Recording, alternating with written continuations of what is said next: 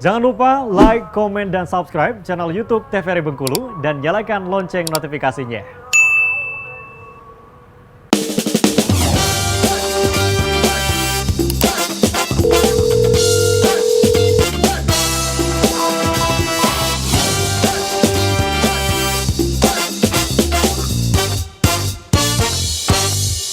Baik pemirsa, Anda kembali menyaksikan Dokter Kito masih membahas mengenai OMA, otitis media akut. Tadi juga kita sudah dari Dokter Reni, akan dilanjutkan ke Dokter Putri membahas mengenai pemeriksaan ya dokter ya.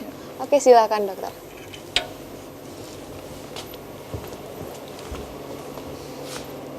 Kita lanjut ya, membahas tentang pemeriksaan lebih lanjut tentang otitis media. Boleh ditampilkan slide-nya?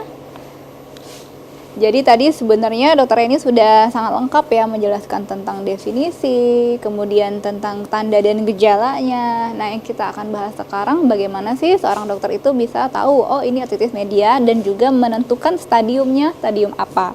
Sehingga nanti pengobatannya juga bisa dilakukan sesuai dengan stadium itu. Jadi yang perlu masyarakat TVRI di rumah ketahui, harus segera ke dokter kalau mengalami batuk pilek yang memburuk disertai dengan gejala demam.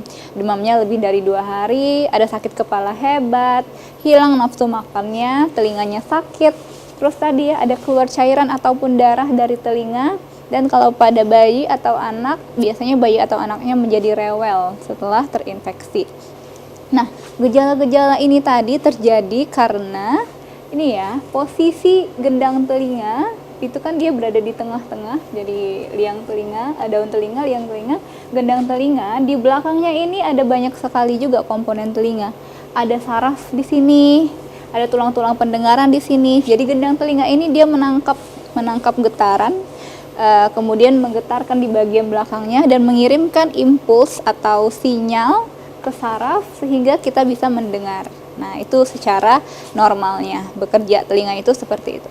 Tapi kalau misalnya sudah ada gangguan di daerah tubanya ini, di daerah tuba eustachius ini ya, sudah ada penumpukan cairan, infeksi, peradangan, berarti kan yang di belakangnya juga akan terganggu. Itulah tadi muncul gejala lain seperti sakit kepala, karena di belakangnya ada saraf. Saraf ya? Ya, telinganya sakit karena dia mengumpul cairannya di sini ya. Keluar cairan atau darah dari telinga. Kenapa? Karena ketika membran timpani atau gendang telinganya robek, cairan yang ngumpul di sini tadi bisa keluar ke sini ya, seperti yang tadi dijelaskan sama dokter Reni tadi. Dokter, tapi kalau dari diagnosis dari gejala-gejala yang ada, kalau misalkan itu terjadi dengan anak kecil yang mungkin belum bisa untuk ngomong sakit kepala gitu, iya. Orang tuanya aware harus bagaimana dokter? Iya, jadi memang kalau punya baby kita harus lebih perhatian ya, maksudnya ketika demam anaknya atau batuk pilek nggak berhenti atau nangis ya, nangis itu selalu ada maksud. Kalau di bayi mungkin dia lapar atau haus, bisa juga karena ada penyakit, siapa tahu ada penyakit telinga, siapa tahu ada batuk, siapa tahu ada peradangan di bagian tenggorokannya. Kita harus cepat-cepat berobat ke dokter, begitu. Karena bayi belum bisa berbicara. Iya, belum bisa berbicara gitu ya. Nah, ini tadi yang dibilang oleh dokter Reni ya, pemeriksaan menggunakan otoskop. Jadi otoskop itu alat untuk melihat bagian telinga yang bisa dilihat apa aja, liangnya, kemudian membran timpaninya bisa dilihat, gendang telinganya tadi bisa dilihat. Ini alatnya ya. Alatnya itu ada corong dimasukkan ke telinga. Ini nanti ada kaca, ada lampunya, ada kaca pembesarnya. Kita bisa lihat dari sini. Nih, kan? Ini dokternya memasukkan alat otoskop tersebut ke telinga pasien yang sakit. Nanti dari kaca pembesarnya ini dokter akan lihat keadaan telinganya.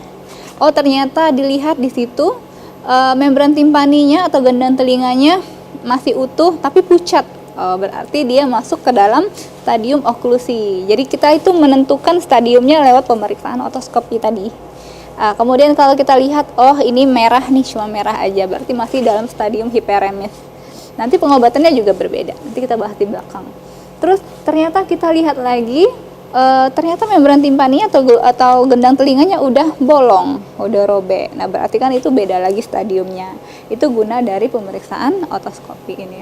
Ada lagi pemeriksaan yang lain, tapi ini biasanya dilakukan oleh dokter spesialis ya, bukan di fasilitas kesehatan tingkat pertama. Ini kalau sudah berlanjut.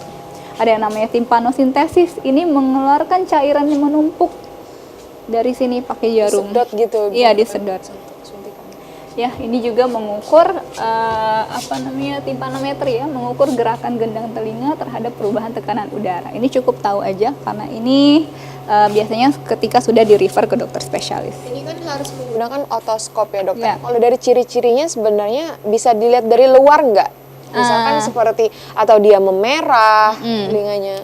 Sulit ya, karena kan bentuk, kita lihat lagi bentuk anatominya. Ini gendang telinga. Ini kan dia kan salurannya kecil. Kalau kita lihat dari luar saja, memang ada bentuk anatominya. Saluran telinga orang kan berbeda-beda. Ada yang lurus aja, itu ada pasien saya dapatkan. Dia cuma lurus aja, jadi kita lihat dari luar, lampu dari luar aja itu bisa kelihatan. Ditarik sedikit telinganya. Iya. Nah, ditarik sedikit telinganya supaya melebar corongnya, jadi kita bisa kelihatan. Tapi untuk lebih memastikannya lagi, pakai lampu, pakai otoskop tadi kan ada lampunya, dia lebih terang. Terus ada kaca pembesarnya untuk bisa melihat lebih jelas lagi. Selain otoskop, sebenarnya kita juga bisa meraba bagian telinga pasiennya. Ditarik sakit enggak? Ya, di belakang ditekan sakit enggak? Gitu. Ditekan di bagian depan sakit atau enggak? Itu juga menentukan letak dari peradangannya di mana. Apa sudah masuk ke dalam atau masih di daerah luar telinga. Ini tadi ya. Nih, kita ngomongin pengobatan. Nah, pengobatan ini dia berdasarkan stadium tadi. Kalau dia masih oklusi, masih nyeri telinga saja, biasanya kita kasih obat anti nyeri ya. Obat anti nyeri. Tapi kalau misalnya kita curiga ada batuk pilek, ada demam juga, biasanya kita udah kasih antibiotik. Nah, ini harus hati-hati ya, antibiotiknya nggak bisa kita beli sembarangan karena kita nggak tahu, masyarakat di rumah kan nggak tahu stadiumnya stadium apa. Siapa tahu dia sudah bulging atau sudah stadium supuratif tadi. Selain dengan obat minum, bagusnya itu kita refer ke dokter spesialis untuk dilakukan miringotomi namanya. Miringotomi itu pengambilan, jadi cairannya yang ditumpuk tadi diambil supaya dia lebih gendang telinganya dirobek sedikit, kemudian diambil cairan telinganya. Itu nanti dia akan bisa menutup dengan lebih baik daripada dibandingkan dengan dia dibiarkan saja sampai dengan bolong, sampai lanjut ke stadium supuratif tadi. Kalau dia sudah keluar, misalnya sudah cairannya sudah keluar, biasanya kita tinggal kasih obat cuci telinga saja untuk membersihkan, karena kan sudah keluar ya cairannya, biasanya udah nggak sakit lagi. Nah, kita udah nggak kasih obat anti nyeri, terus kita tinggal memberikan obat cuci telinga supaya telinganya bersih. Karena kalau masih ada tumpukan cairan telinga dan ternyata nanti bakterinya atau kumannya menyebar kemana-mana, nanti kita bahas ada peradangan selanjutnya atau komplikasi selanjutnya. Oke dokter, sebelum kita lanjutkan kita harus jeda terlebih dahulu nih dokter ya. Semakin menarik pemirsa pembahasan hari ini, tapi jangan kemana-mana, kita akan bahas lagi setelah jeda pariwara berikut ini. Tetap saksikan Dokter Kito bersama Kita Sehat.